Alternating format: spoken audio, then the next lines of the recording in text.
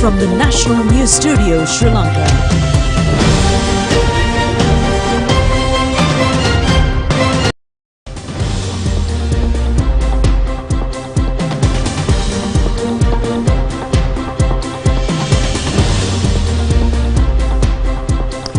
Coming to you live from the National News Studio, this is the news live. My name is Clifford Richards. And I'm Shainali. Let's have a look at the headlines first.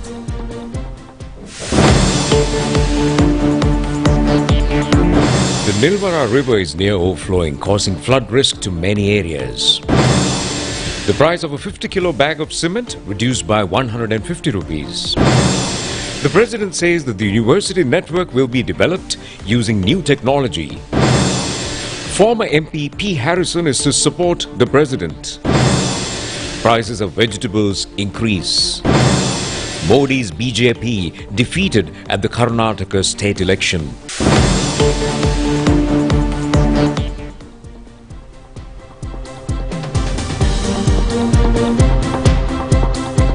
Moving on to the stories in detail. Well, water level of the Nilvara River is rising due to the prevailing heavy rains. The irrigation department has issued a flood warning in several low-lying areas after the river basin. The water levels in the Nilvara River basin have decreased, or rather increased considerably. According to the irrigation department, due to the rising water levels, a threat to over potential flood situation persists in the surrounding area. The department has further indicated that the threat will prevail for the next 24 hours.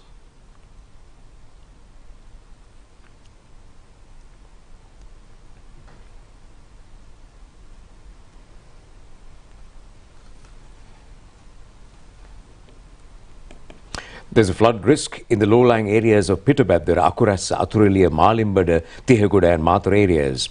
Meanwhile, a second-stage landslide warning has also been issued to the Pittabadar area. The Met Department says that a severe cyclone Mocha, originally developed in the Bay of Bengal Sea area, is now moving across the coastal belts of the southeastern Bangladesh area and also northern Myanmar. Due to this reason, thunder showers will be experienced in the western Sabaragaon and other areas.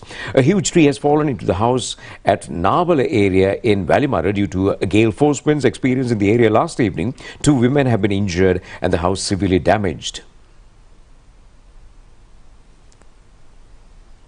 Sri Lanka Navy has rescued 6 fishermen whose boat has met with an accident in the westward sea area of Beruela this morning.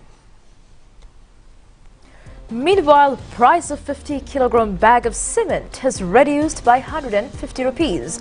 However, the businessmen and employees of the construction sector say that the price reduction is not sufficient at any level. Vice Chairman of the Lanka United Business Association, Susanta Lenarachi, says that a bag of cement can be sold at 1,800 rupees. Manufacturers and importers should not be allowed to decide prices. Earlier, 175,000 metric tons of cement were sold monthly in the local market. Now that the amount has drastically decreased, local manufacturers are able to supply the local demand. However, many cement factories such as Gaul have been closed down. Some factories produce very small amount and the government must stop import and give facilities to local manufacturers to increase their output. Those who are involved in the construction industry say a bag of cement should be reduced up to 1,500 rupees. Reduction of 150 rupees is not sufficient. Well, meanwhile, prices of vegetables have gone up again. The traders attribute this price hike to the inclement weather experienced in the Central Hills. Well, traders in Hatton area say that the wholesale and also retail prices of both the upcountry and low-country vegetables have increased. A kilo of tomato is 400 rupees and a kilo of beans is sold at 480. A kilo of potato is 200 rupees. Our correspondent says that a kilo of drumstick is sold at 560. Very limited stocks of vegetables reached the Thamuttegama Economic Centre today.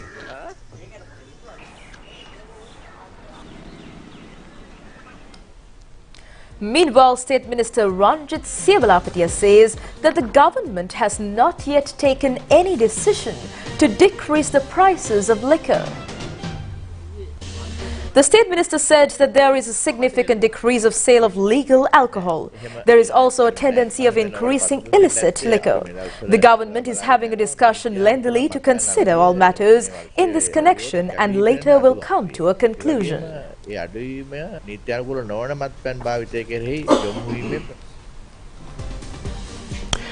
Trade Union Alliance of the Academic Professionals says that they held discussions with the IMF representatives regarding the local debt restructuring.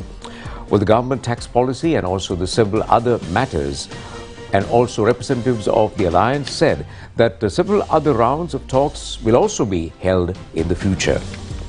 Professor Aruna Shantarachi of the Trade Union Alliance of the Academic Professionals said that the attention was focused on the payee tax and its negative influence on the professionals. Talks were also held regarding the migration of professionals. අපි ඔවුන්ට අපගේ යෝජනා මාලාව ඉදිරිපත් කළා.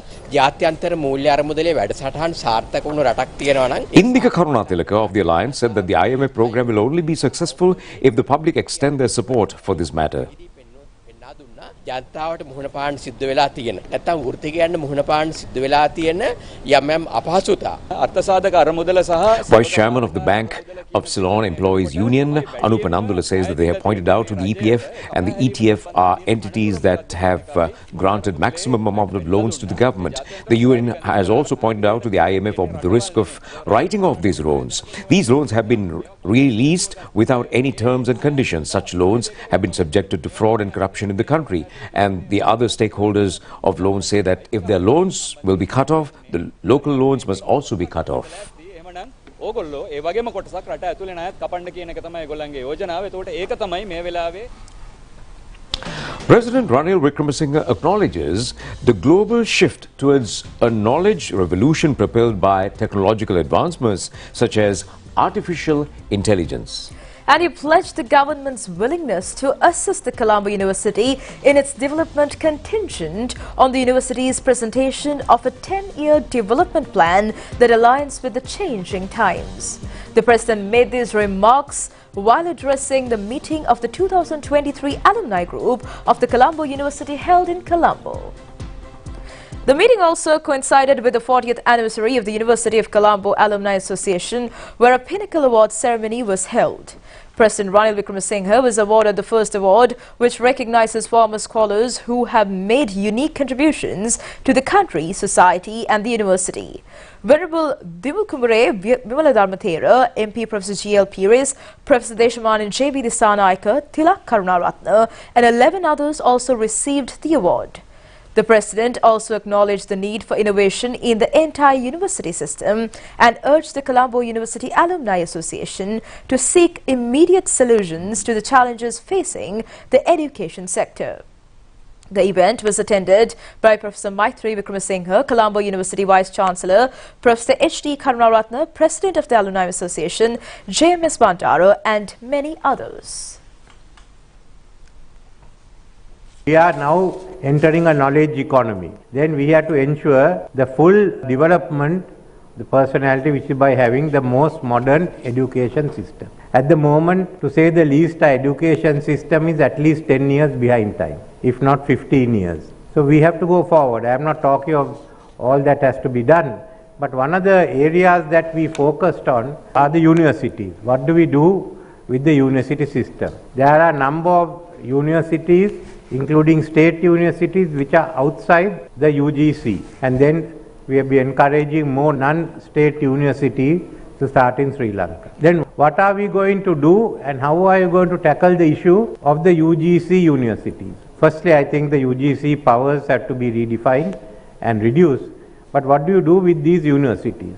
Do we go as universities which are being gazetted under the Universities Act, or are we looking at how we are going to develop these universities to a much higher standard? So those are the questions that have been concerning me. We have to think out of the box of how to develop the university. So the first question is, are we ready or do we want a separate law passed in respect of the University of Colombo? There may be other universities that may make the request. What does the University of Colombo and its alumni want? Think of this proposal. Secondly, is the question of land.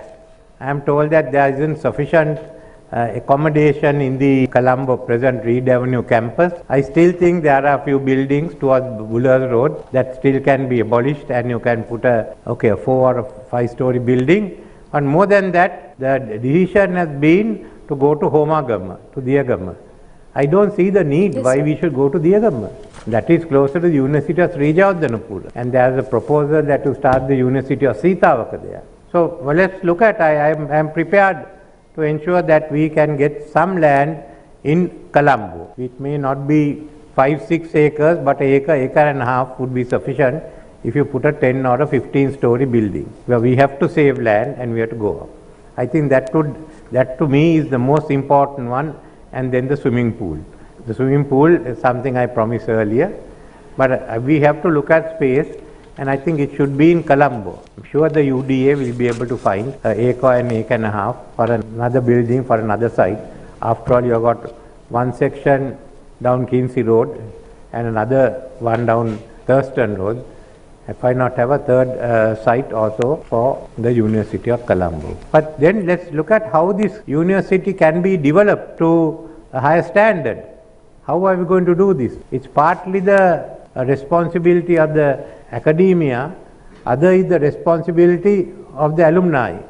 Why shouldn't we get together and prepare a 10-year plan for the development of the University of Colombo? But if there's a plan, then there will certainly be the help to develop it. How are we going to tackle some of the questions? What about our postgraduate studies? These are all issues that we have to address.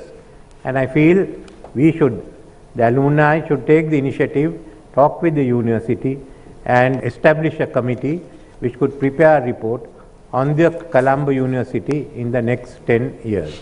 We are going through a knowledge revolution. We are going through a time when the whole system of teaching is changing. The technology that have brought us, COVID has seen online education. On the other hand, what will be the impact of artificial intelligence in this process? Do you even need exams? That's a question that we have to think, and we have to find the answer.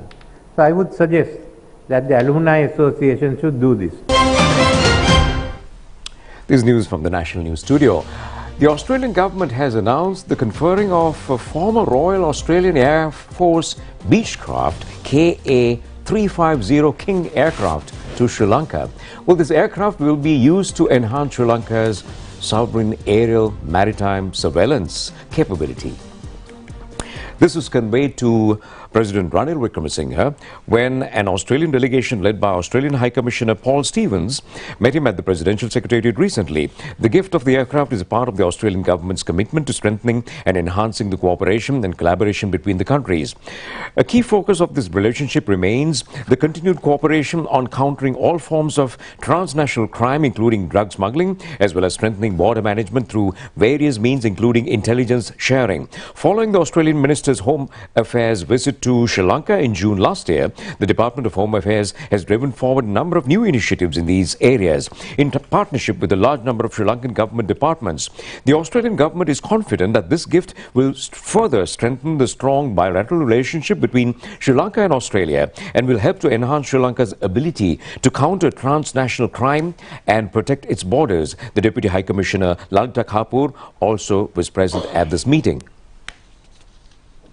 In the meantime, former parliamentarian P. Harrison has decided to resign from all the positions and responsibilities of the Samagi Jana Balawekya and to extend his support to the United National Party headed by President Ranil Wickremesinghe.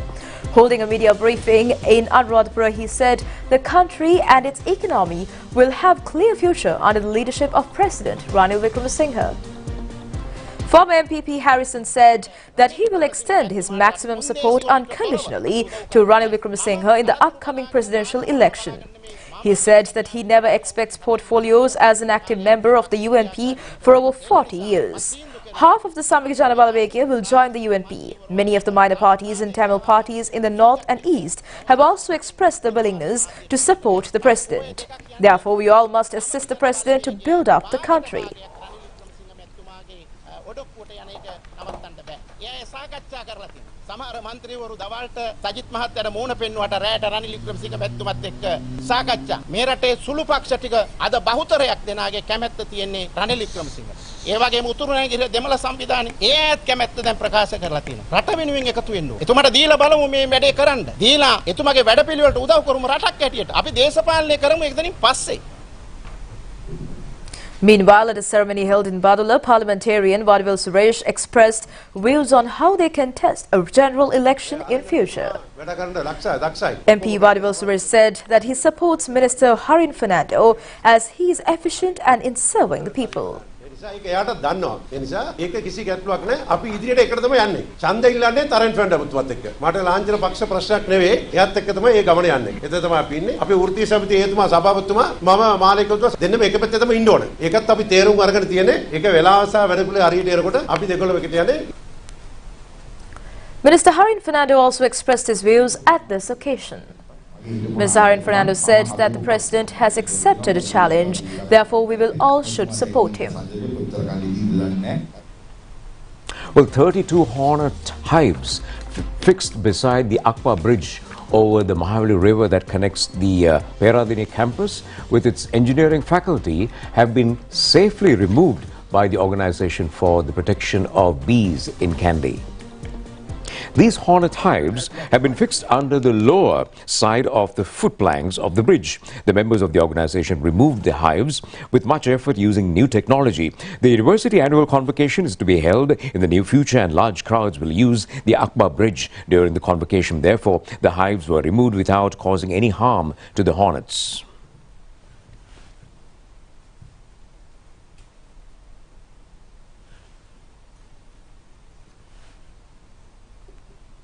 Secretary of the Organization for the Protection of Bees, Tissa Bandara, says that hornets are picked up when large crowds move around close to their hives. Hornets are very important to the process of pollination. Therefore, we request the public not to destroy hornet hives using fire and chemicals.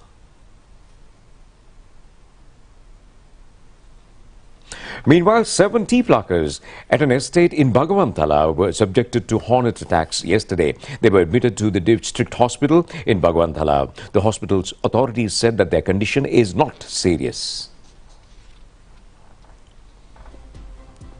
Well, the threat of wild elephants is rampant in the Kabadigollav area. And the residents of the area request authorities to set up a wildlife office in Kabadigollav. A house in Bellankandawala area was attacked by wild elephants last night. 4 houses have been attacked within the past 5 days. Wild elephants have also destroyed many crops at Udangav area in Kabadigollav. Kabadigollav area is controlled by the Madavachi Wildlife Office. However, due to the long distance, officials of the Madavachi office are unable to reach Kabadigollav area without delay. Therefore, the residents request to set up a separate wildlife office in this area. Environmental organizations is on the opinion that a wild elephant that fled from the Horopatauna elephant detention camp is responsible for the damages.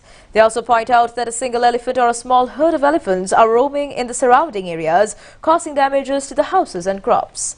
Many wild elephants from the Padavir Forest Reserve and surrounding forest areas constantly enroach Kabadigollav and Wahalkadi residential areas. A considerable number of wild elephants were also killed owing to human-elephant conflict. Although an electric fence have been set up covering the area, the quality of the electric fence is questionable. People in the area therefore request authorities to establish a separate wildlife office in Kabadigollav considering all these matters. Well, the need of maintaining the ocean region as a peaceful and prosperous zone was stressed at the 6th Indian Ocean Conference. The 2-day conference was held in Dhaka, Bangladesh. Minister Nimal Siripala de Silva and State Minister Tharaka Balasuriya represented Sri Lanka at this conference. The minister stated that Sri Lanka expressed its gratitude to the organizers for granting opportunity to address the relationships and challenges growing in the Indian Ocean region. The minister further said that this ocean region can be interpreted as the future of the world and Sri Lanka is ready to play a significant role in this endeavor. The minister also stated that Sri Lanka expects the support of the other countries of the region to establish the proposed university on the international climate changes. Representatives from about 40 countries participated at the conference. The nations of the region have emerged as some of the world's largest, fastest growing regions and continue to make remarkable progress in various sectors. Sri Lanka notes the recent entry into the force of ASEAN, the Regional Comprehensive Economic Partnership (RCEP), and considered that this could serve as a catalyst for economic integration in Asia. The Indian Ocean plays a pivotal role in the world economy and global growth. Our collaborative efforts will fully harness the immense potential of the region and further strengthen the bonds of cooperation and friendship among us. Sri Lanka's historical and cultural significance as a central hub for the connectivity in the Indian Ocean cannot be overstated. Our strong partnership with the Indian Ocean countries have enabled us to play an important role in the region's multilateral engagements. Sri Lanka is committed to further strengthening these partnerships and engaging with regional community to promote peace, prosperity and development in the region, particularly as we take up the chair of our hour. And now we move on to more local news items in brief. The International Firefighters Day, which falls on the 4th of May, was celebrated today. A motorcade proceeded from Paliaguda to Independence Square in Colombo. To mark the occasion, State Minister Janaka Wakkumbara and several others were present at this moment.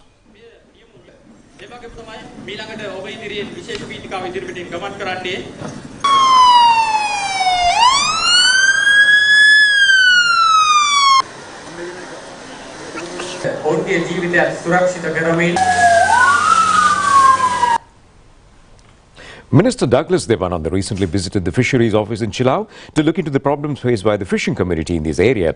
The visit has been organized by the Joint Fishermen's Organization in Chilao. Solutions were found for many problems of the fishermen at this occasion. Well, 388 recruits of the 250th intake of the Sri Lanka Navy regular and volunteer forces passed out at the main parade ground of the Sri Lanka Navy. And that is as the Shishka Institute of Pune yesterday. 345 recruits from the regular force and another 43 from the volunteer force successfully completed their training. The recruits who performed exceptionally well during basic training were given recognition for their outstanding performance through awards presented. Awards were presented to the best marksman, the best sportsman, the best shooter, highest aggregate in all subjects and the best division of the 250th intake.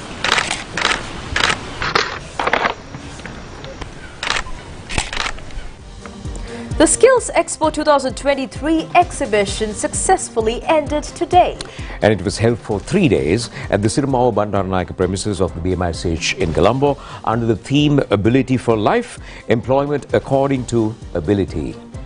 Well, this exhibition has granted opportunity for members of many sectors and policy planners to share their ideas and to promote skills. Many attended the stall of the Sri Lanka Rupavahini Corporation to purchase DVDs of teledramas, films and cartoon programs telecast over the national television. The corporation had also provided facilities for the registration for courses being conducted by the corporation for the approval of the Tertiary and Vocational Education Commission.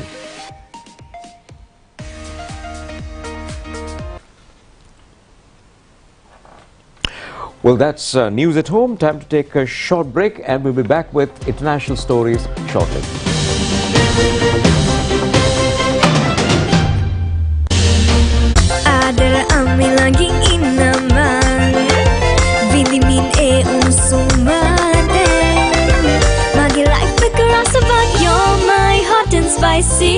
Happy Mother's Day! Prima kottami fan tamai!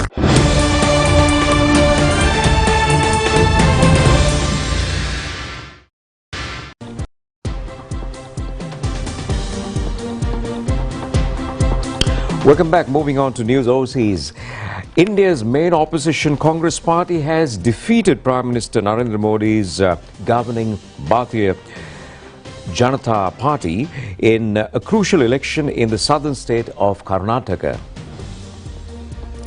Experts have indicated the win will give the Congress party a much-needed morale boost ahead of the national election due to next year. Karnataka, the BJP's only bastion in southern India and home to tech hub Bangalore, was the first of 5 big states to go to the polls this year. According to the Election Commission, the Congress has won more than 130 out of 224 state assembly seats, which needed a simple majority of 113 seats to form the government on its own. The BJP is ahead in less than 70 seats, and dozens of Congress supporters gathered outside the party headquarters in Bangalore and New Delhi, waving party flags and shouting victory slogans. Early in the day, the BJP's incumbent State Chief Minister Basaraj Bommai conceded defeat. And moving on to Sudan, heavy fighting between warring parties has continued in the Sudanese capital Khartoum and other cities ahead of the ceasefire talks today.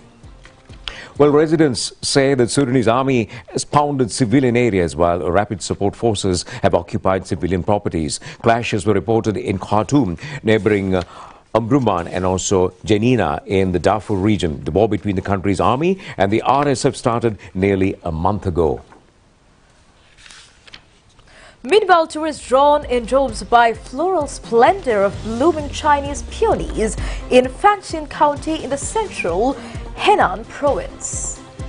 At a farm in Fangshan County's Gamotao town, 13 hectares of idyllic woodland are carpeted in gorgeous pink and white peonies. Tending to the flowers is a job which should be done in cautious manner. Accordingly, the farm recruits more workers to keep the peonies in the blush of health.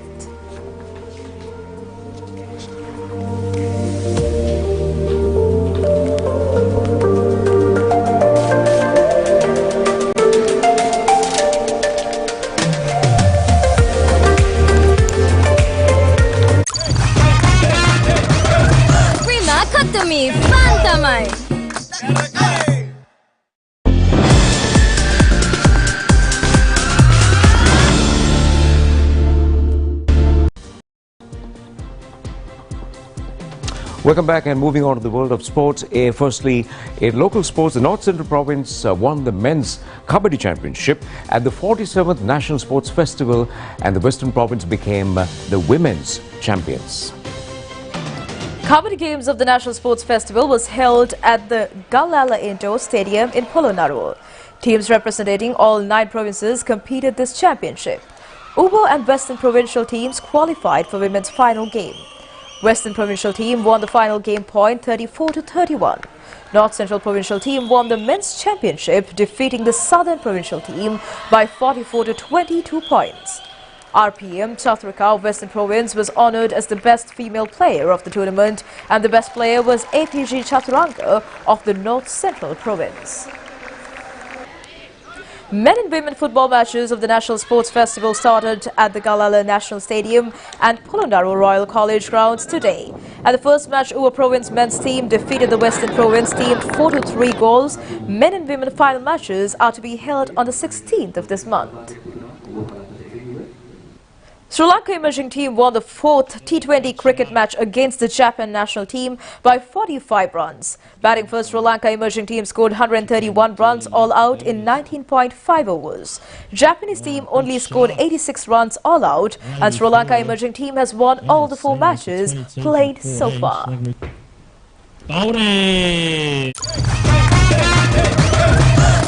Kotami Fantamai.